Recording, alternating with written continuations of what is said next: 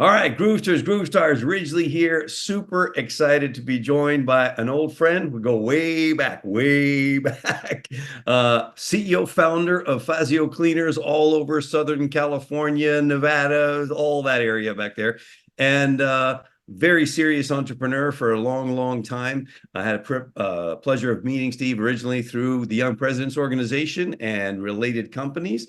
And we're here to discuss what you know, Steve. So take us back, man. Were you always an entrepreneur? Did you start in the corporate field? How'd you get going? Well, I grew up in an entrepreneurial family with a dad who was very persuasive that really wanted for me to be his successor. I had really very little interest in the industry that I end up now in for 47 years or whatever the math is, since 1978, whatever that is, whatever it is. And I really wanted to go into law enforcement. And so I've got a hand in that by having been a reserve with LAPD for since 1981. And so that's kind of like one of my passion outlets. And then I got into Young Presidents Organization. I also went back to school to kind of feed my intellectual curiosity a little bit later in life, in my 30s, and did a little bit of work on faculty at local university here. And so I kind of just kept my hand in a few different areas to keep my life kind of interesting and filled with things that I think feed sort of myself from an emotional and intellectual standpoint. But, the business has been the business. It's paid the bills and the mortgage and given me an opportunity to, be kind of a platform to go explore things that are a little bit more of interest to me than maybe my core business. But the core business is certainly not to be poo-pooed in as much as it's given me the opportunity to do all these things. Now talk to us a little bit. That's very interesting. I actually did not know until this moment that you had an initial interest in law enforcement. What was that about? Where'd that come from? And I've seen some pictures on Facebook with you at ceremonies and things like that I've kind of followed. But tell us a little bit about that. That's super interesting. My mom's brothers were NYPD, and they would come and visit every now and then. We being in Los Angeles, and my mom was a New Yorker, and they'd come out and visit, and they were kind of like these two they were twins, fraternal twins, and it sparked a curiosity in me. They were kind of goofy, mercurial uncles. Got married late in life, and so they'd come over and they were just a lot of fun. And, all the TV shows when, someone my age grew up with Adam 12 and Dragnet and, all those kind of different shows. And I don't know why it just appealed to me. And then when I did like one of these inventory of skills, like in junior high, to see what you might want to do by way of a profession, I was always kind of a guy's guy. I like teams. I was always on baseball teams and football teams and things. And I like the outdoors more than being inside. And so when you did this sort of inventory of skills and you looked at the things that I'd be interested in, and I always thought the law was very interesting. And it sort of was where it is that I pointed, my compass towards going into the FBI. Of course, we have LAPD being in Los Angeles, and I ended up finding out that there's a reserve program, as my dad was harping on me to be his successor, and ultimately ended up, whoops, let me turn off my phone. Sorry about that. No worries at all. I got to turn this off, and it immediately when my phone goes off, it blocks my screen. I don't know if I was off screen there for a minute. Nope, you're good. But sorry about being distracted for a second. I just want to turn this off so it didn't happen again. Sorry. And so I ended up working with my dad and his partners, and then I left my dad's employ and went off on my own business in the dry cleaning and laundry field. I had two locations, and then my dad, when he was ready to retire, asked if it would be of interest to me to buy him out, and I did so. Here I am all these years later, where the options get limited in your 60s compared to your 20s. So I am what I am at this point. I totally get that. Being in that same boat myself, but still feeling young and vibrant is always a good thing. Doing a lot of cool stuff. So tell us, from your perspective, and obviously being in YPO, you have a chance to work with a lot of successful business people, et cetera. What are the two characteristics that come to mind for the successful business person or entrepreneur? The guys that I know, like that have been in my YPO forum, there's a lot of intellectual curiosity. There's a certain sort of can-do attitude that most of them have. Pretty much all of them are sort of glasses half full. None of them are kind of like dour, sort of, the sky is falling types. when things go on in the world that seem like they're untenable, they say, well, there's only one way to go at this point because things have hit rock bottom. So, everything's up from here. We've seen the worst of it. And so I think there's a lot of optimism for the most part with folks that I know that are in YPO. Unlike myself, there's a lot of singleness of purpose and focus. I'm not as focused as my more successful friends with regard to their business. They seem to have one or two maybe things that are outside of their business parameters, but they're pretty darn focused on their core business, and that enables them to kind of keep looking for opportunities just by toiling at it every day and looking at the landscape and seeing what might be something they could do to expand their business or diversify. And so I see a lot of that in terms of really developing those competencies, kind of that Gladwellian, kind of like they've paid their dues. They put in their 10,000 hours or whatever that number was, and they become sort of experts in their field, and then they kind of drive that. That's got a good point and a bad point. Sometimes, like the old buggy whip story that we all saw in management school, you could be the greatest, manufacturer of buggy whips in the world. When the car comes along, and overtakes you, you better be, aware of whatever it is that's going on in the larger marketplace. But most of the guys I know in YPL seem to have been able to transition from one thing to another if that which they were doing looks like it's going to be, the marketplace is going to render them, irrelevant. They seem to have been able to jump off one horse and onto another. And they're a pretty good group by and large, insofar as the YPO brethren, if you will. Sure. That for 5 or so years. So I've seen a lot of businesses. I've been in 3 or 4 different chapters, each of which has forums, which is sort of the power of YPO, where you've got a group of 6 or 8 other men or women that are CEOs of their businesses. So when you add it all up, I've probably collectively been, gotten to really know very, very well, probably maybe near 100 different, president, CEO types, companies. And I've had a chance to learn an awful lot from them, and see kind of how they work their life.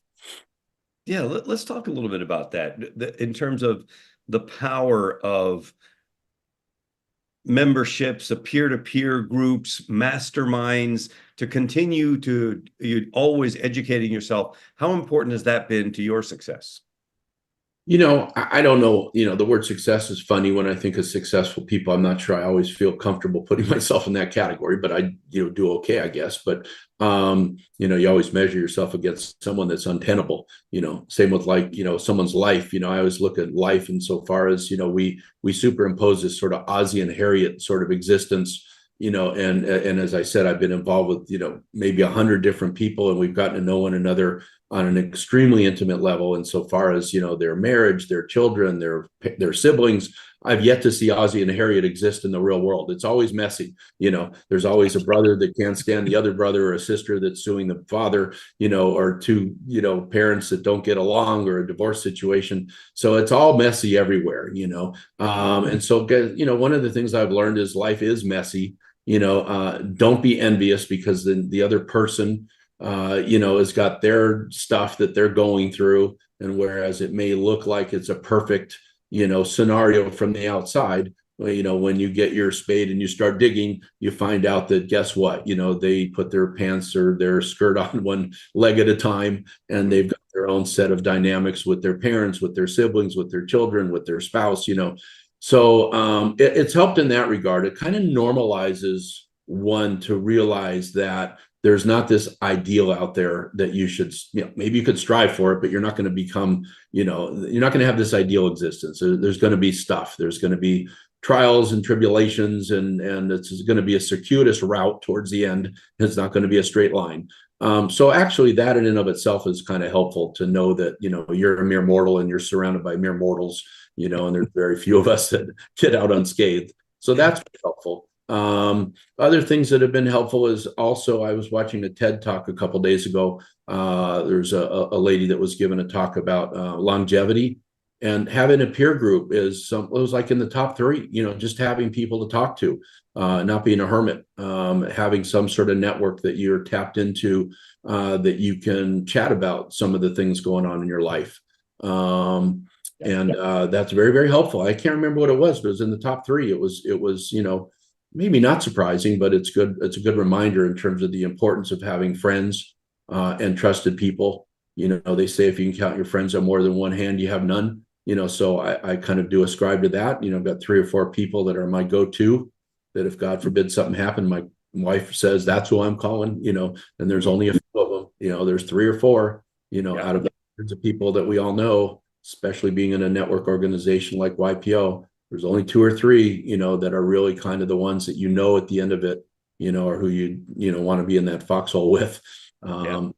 And that's it's not a judgment on the fact that a lot of other people are phony. It's just that how many people can you get to know on that level, and how many people feel that way about you, where no matter what, if something were to, God forbid, happen, they're going to drop what they're doing and go and help you, and their loved one understands, that that's an important relationship that they need to make sure that they feel the same way about than you do.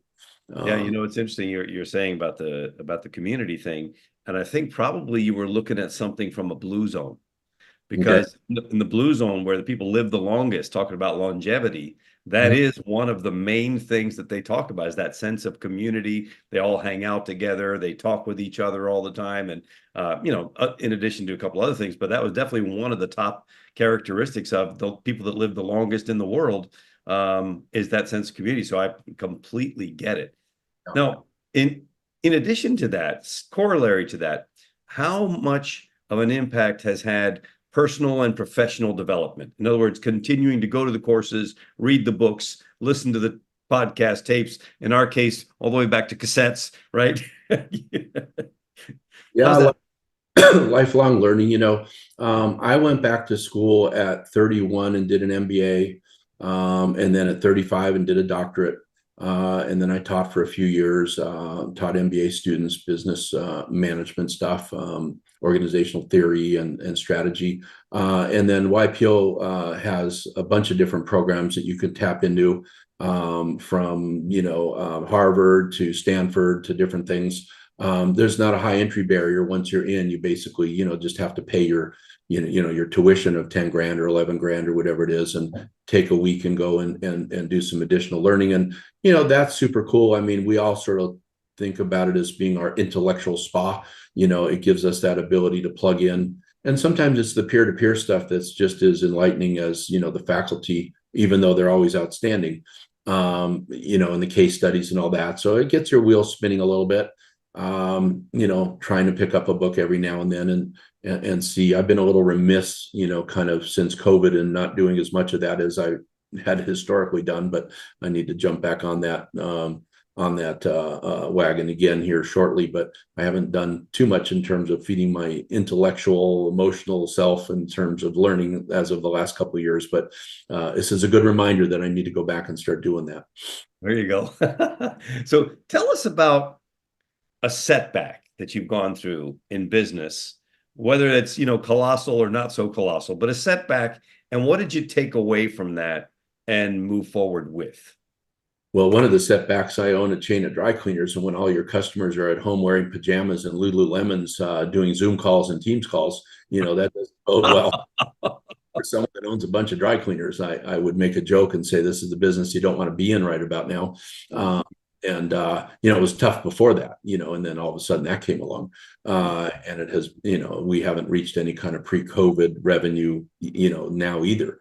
So that it's been a tough run for a few years, but trying to, I think one of the things that came out of that for me was an obvious thing, which is to keep your relationships clean, with sort of the stakeholders that you have, be those stakeholders your property owners, which were for the most part terrific through that and understood and came up with ways to work through what was going on when my revenues were cut in half, to work with me in that regard, because they knew that I was someone that they'd want to continue to have as a tenant, and work with in some way, shape, or form to help get through that. So that was important to have those relationships intact well prior to any kind of bump in the road, to have those people think of themselves as sort of your partners in a way, that we'll figure out how to get through it. Some of them actually would call every couple of weeks, and it wasn't even a call for anything negative. It was just, hey, I was thinking about you the other day. I know it's been a tough time. How you doing? Which was pretty neat, That is really neat. for somebody to actually take the time. And I don't know, they maybe had a list and they were talking to all the tenants, but I just really appreciated it on an emotional level. Sure. Thanks for calling. It means a lot. And it's been a little bit tough, but I'm seeing a little bit of light or whatever. Having employees that understood as we were trying to get through that, just within a couple months prior to COVID hitting, we had the only time I've ever had a fire in one of our locations that we did not cause. It was caused by a neighboring tenant, but we shared a wall and the whole place was burnt down to the ground. Yet again, just having employees that knew, that they were going to be taken care of, and that customers that knew that we were stand up and we were not going to, play any games, and make sure that they were going to be made whole out of that. So I think just being a good corporate citizen, being involved in your community. I don't want to make myself out to be some sort of Pollyanna angel, but I do think that, being in a retail setting, you're really kind of only as good as your last transaction. And we really do try hard as a company. And obviously that comes from the top, which was, dating back to my grandfather and my dad, try to do the right thing, and, hope that at the end of the day that accounts for something when something may go off track. And I don't do what it is that we do for some sort of conditional reason where, we better always do the right thing because you never know what's around the corner. I just think it's the right way to do business, right? We do. And we're in a business that people don't love, right? It's a 2-trip transaction. You're dealing with people's clothes. They think that we're ripping them off all the time, which we're not.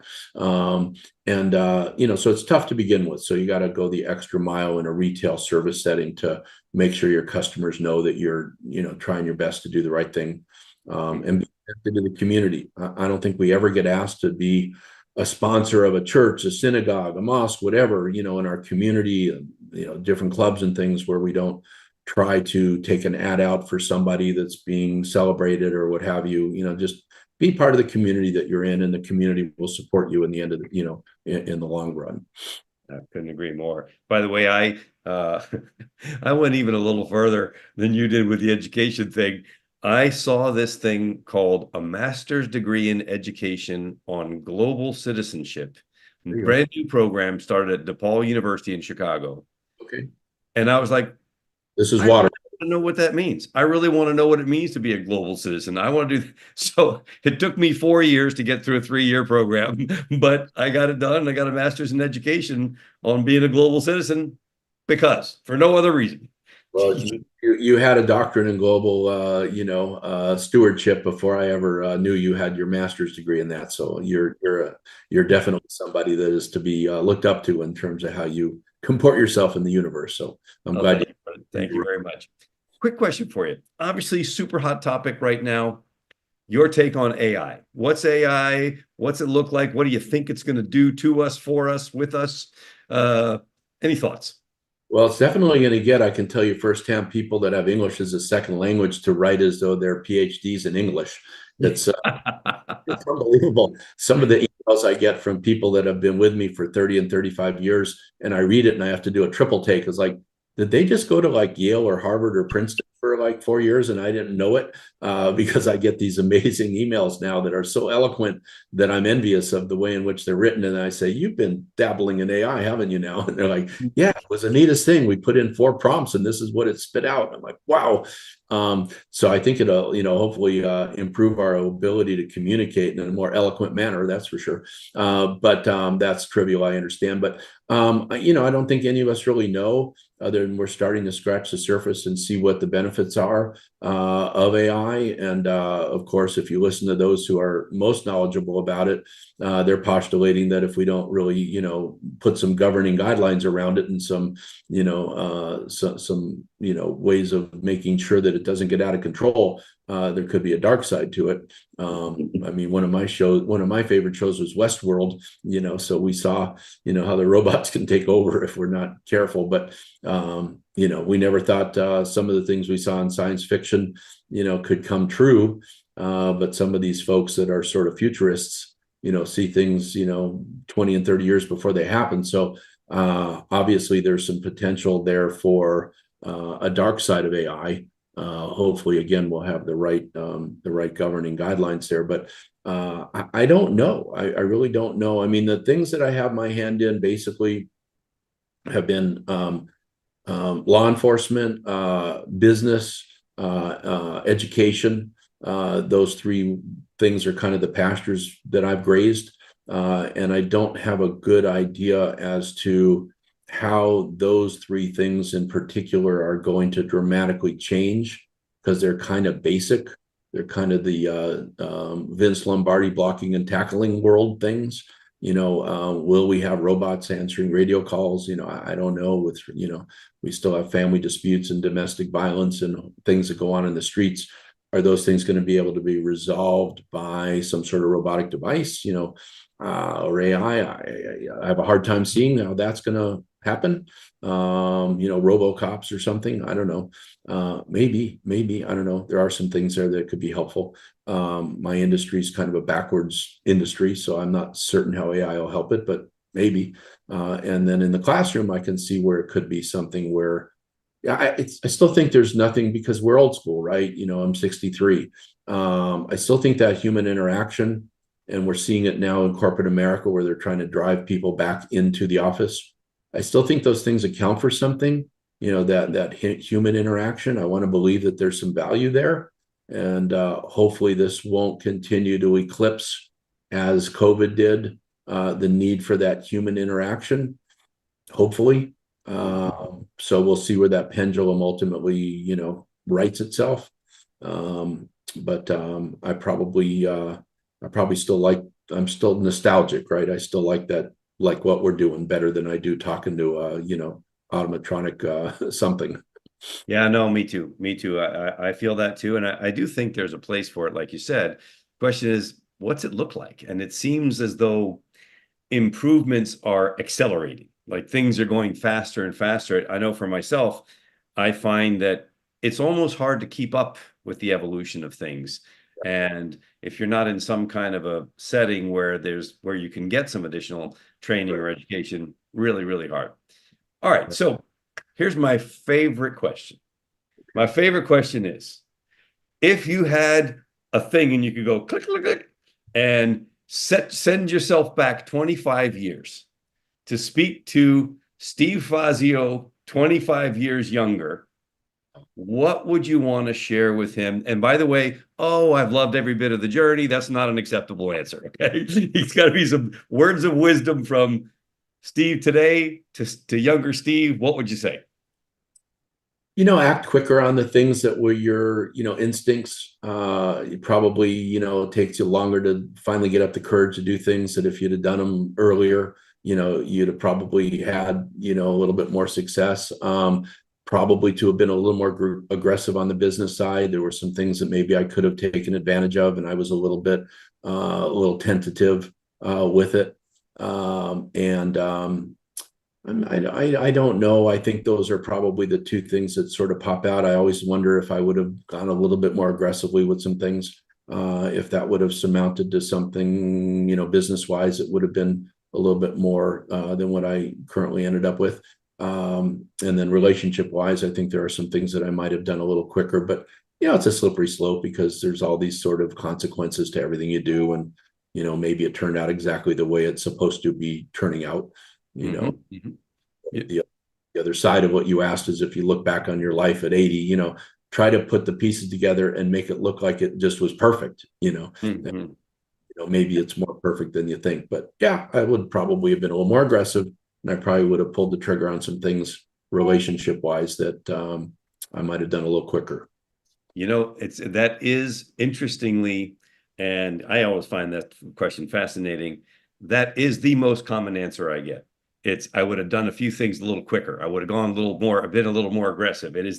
So I wonder if that's being as how I'm very blessed to talk to successful people. I wonder if that's just our nature to just look back and say, if I'd have just gone a little faster or a little more, I don't know.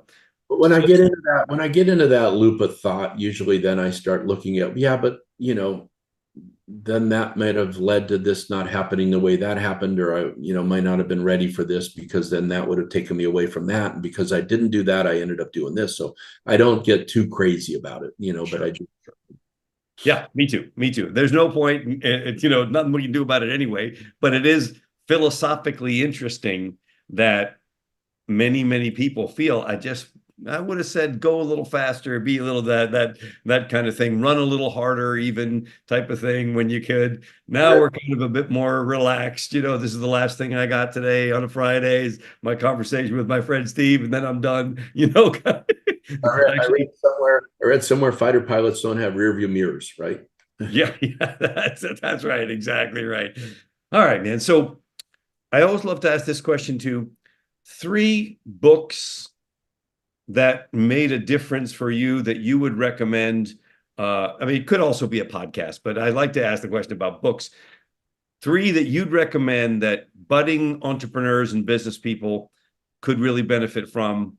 What would you recommend and why?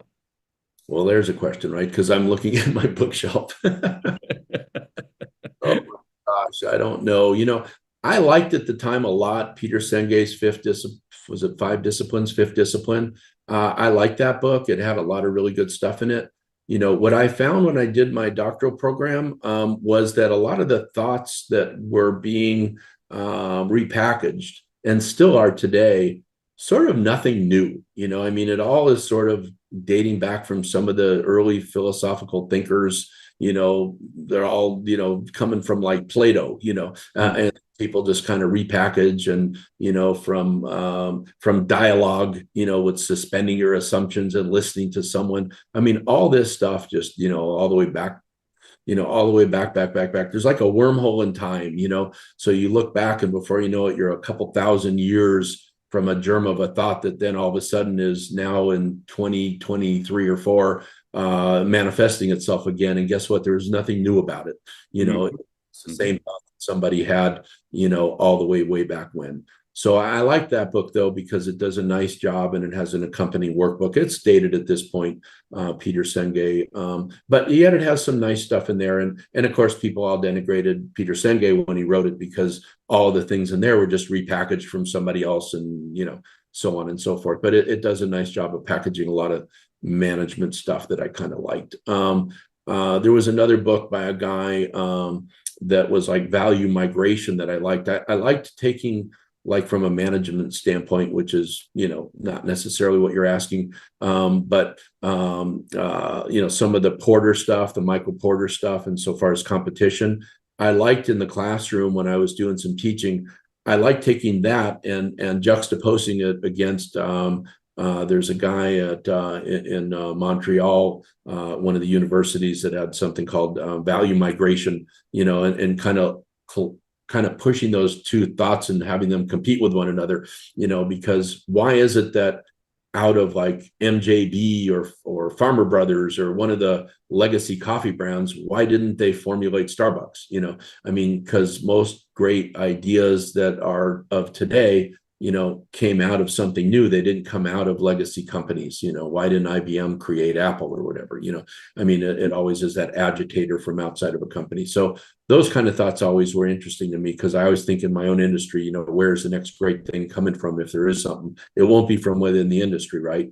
So like, how do you get out of your own paradigm and think differently? That's really hard to do, and most of us can't do it. The ones that can are like the geniuses that we look to in the world and say, wow, that's amazing that Musk did what he did, or that Bezos did what he did, out of Amazon, right? We're all buying books through Amazon, and now look at it, how'd that happen, and why didn't GM create Tesla, or Ford or whatever, so I always, those are the things I kind of play with in my head.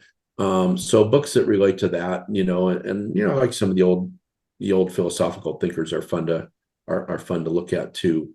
So things of that ilk. I didn't really have a favorite. My son actually asked me the same question, I don't know, like 10 years ago, and I was like going through, all the books that I looked at. There was another one with quantum mechanics that I loved, and now Frujoid Capra or something, anyways.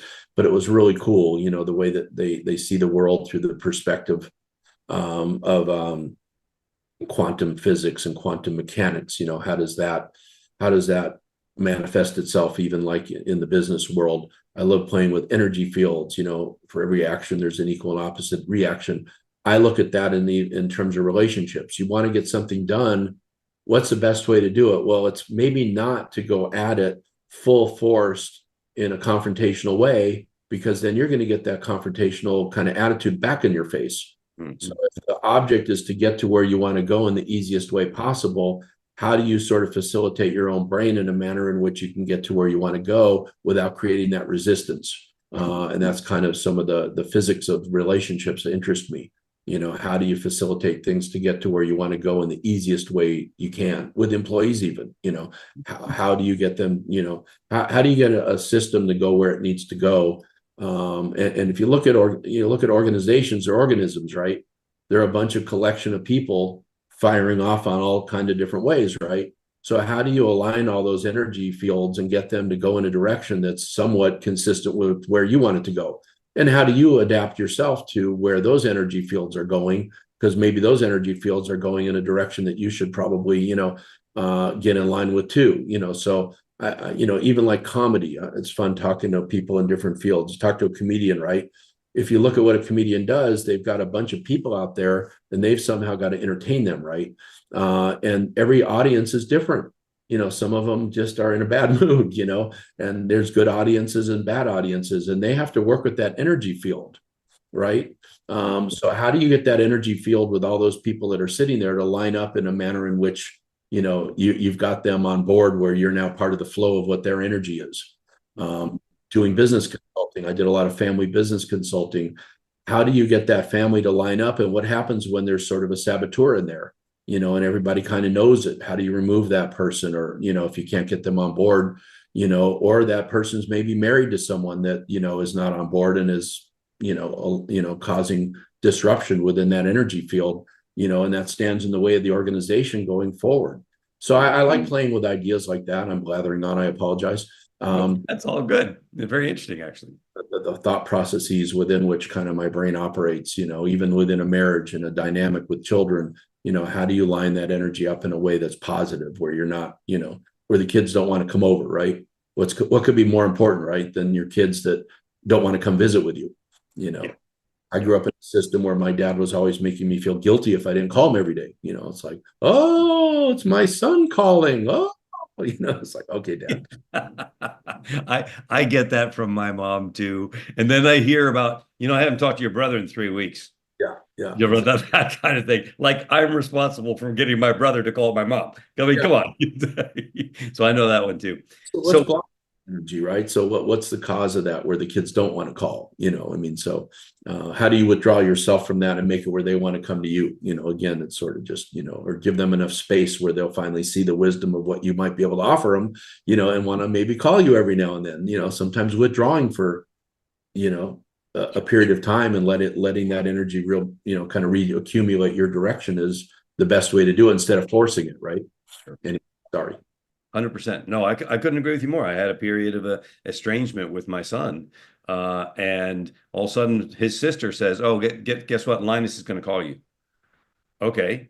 That took 3 months. Then he called me and we have an hour and a half conversation like I talked to him a week and a half ago.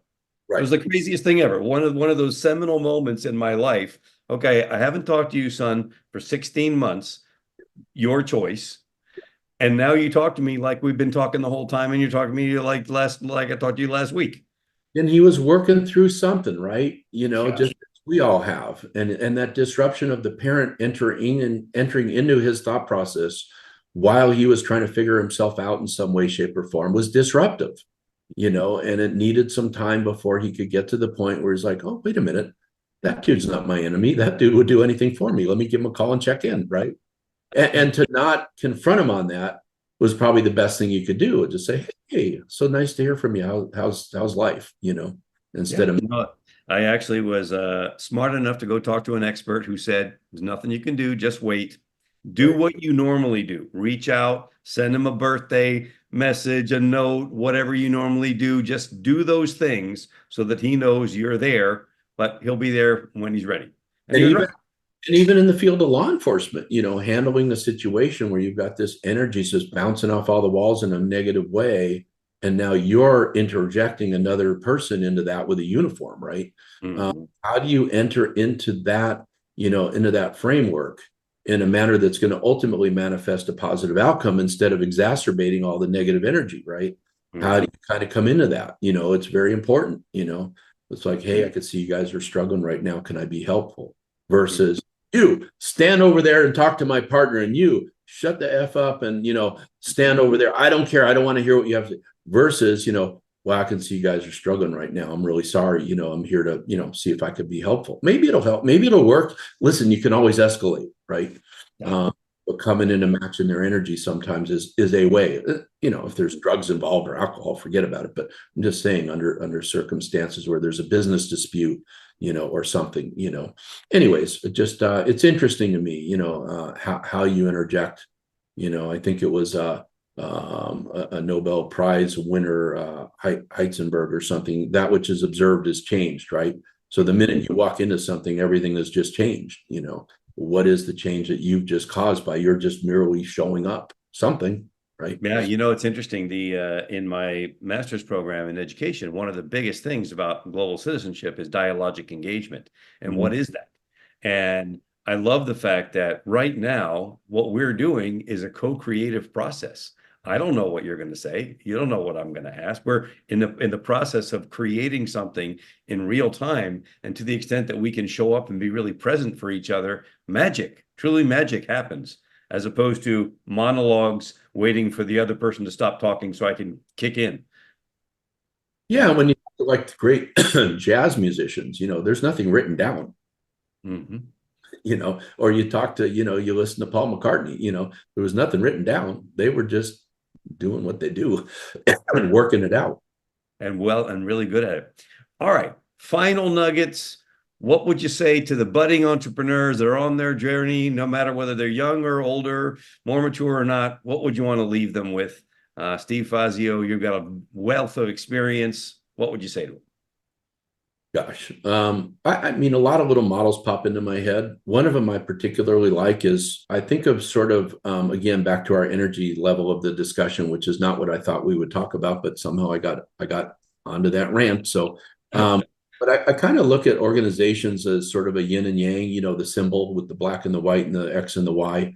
Um, and having somebody, if you feel as though you're sort of the visionary, making sure you ground yourself with someone that is that sort of transactional person that can keep you grounded. Nothing wrong with being that transformational person. That's a really good thing. We need people with vision and ideas, but people with vision and ideas sometimes need to be grounded or they can go off and go bankrupt 9 times because they have all these, illusions of what it is they want to do.